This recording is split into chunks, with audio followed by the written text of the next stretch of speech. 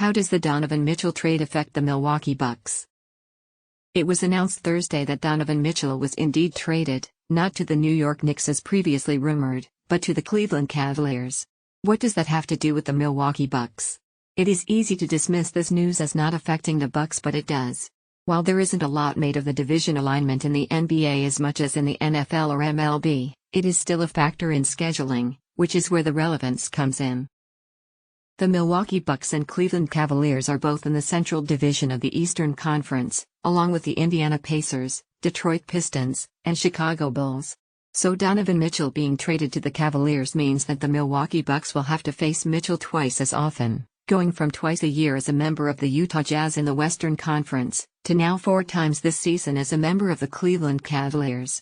The Bucks and new-look Cavaliers will be well acquainted early in the season. 2 matchups in Milwaukee will take place on November 16 and 25, with the other 2 matchups coming on December 21 and January 21, those 2 games in Cleveland.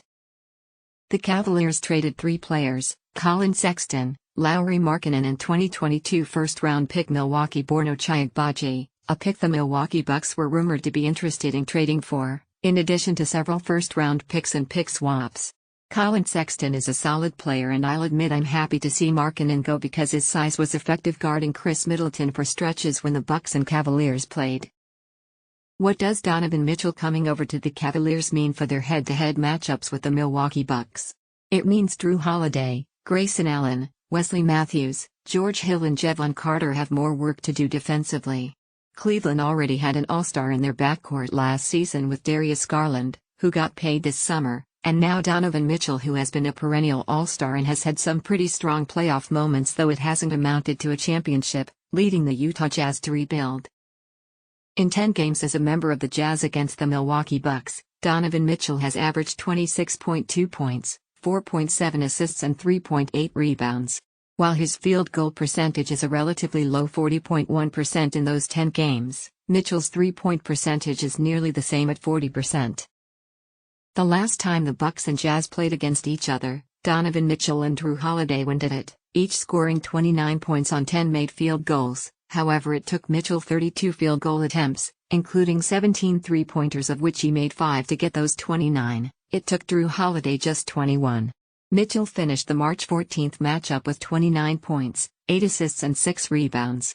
Drew Holiday finished with 29 points, 7 assists, 4 rebounds and 5 steals.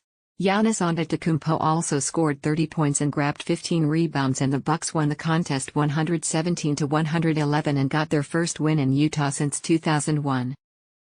The Cleveland Cavaliers traded away a bit of their depth to make this trade in their first-round draft pick, but maintain a strong starting lineup that also features Evan Mobley, who narrowly finished second in Rookie of the Year voting in 2022, and Jarrett Allen. After watching Mitchell and Rudy Gobert in Utah, there is no doubt that Donovan Mitchell will make the Cavaliers' big men better.